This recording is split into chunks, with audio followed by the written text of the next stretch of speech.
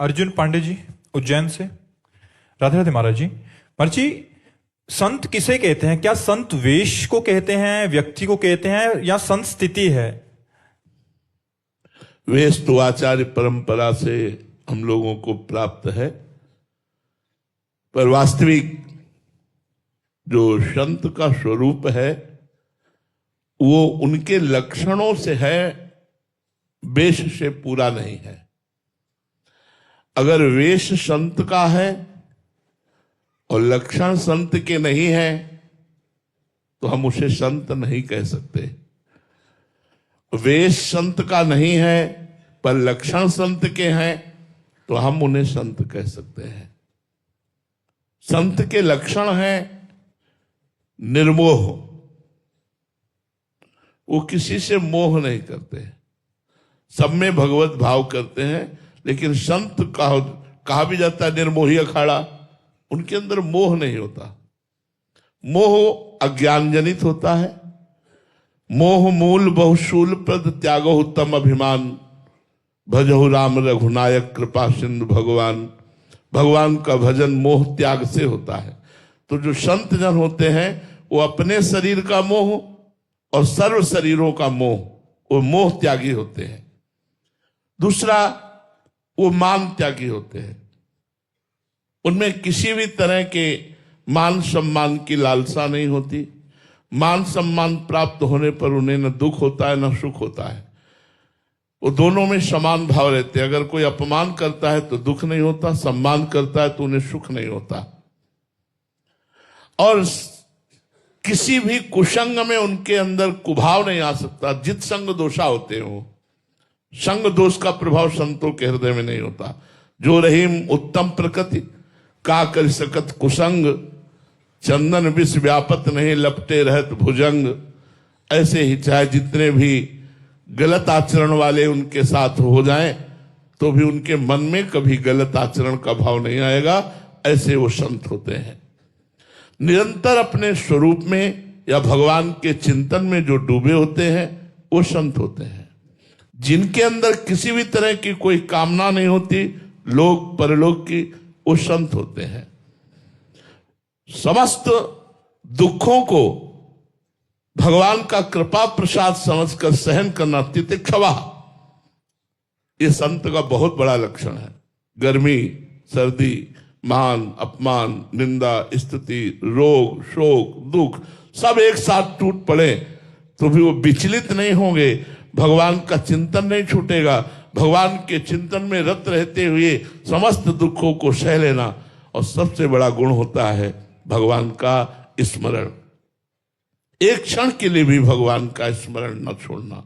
समस्त द्वंद्वों में समान भाव रखना, सुख दुख में समान भाव रखना, मोह रहित होना, मान रहित होना, किसी भी दोष का प्रभाव संग दोष न पड़ना, समस्त कामनाओं का त्याग हो जाना, निरंतर आत्मस्वरूप भगवान में चित्त का रमण करना, यही संतों के लक्षण है।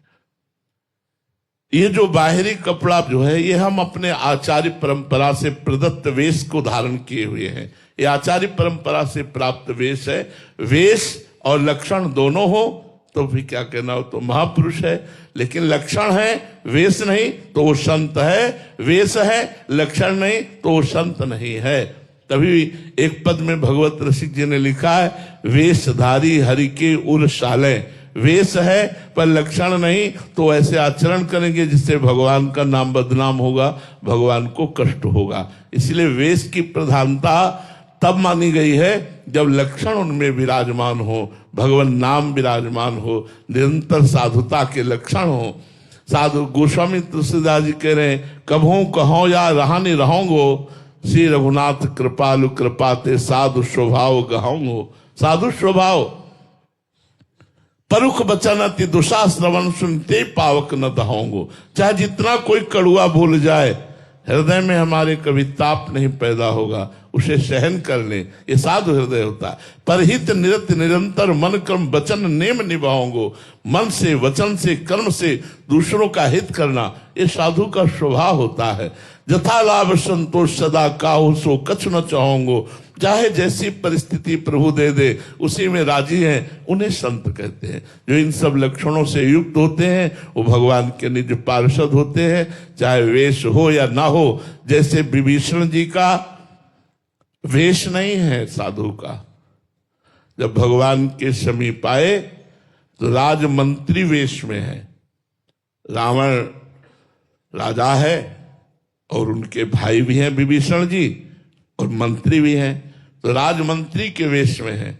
लेकिन जब भगवान से मिले तो श्री भगवान ने कहा, तुम सारीखे संत प्रिय मोरे, धरो देह नहीं आननी हो रे।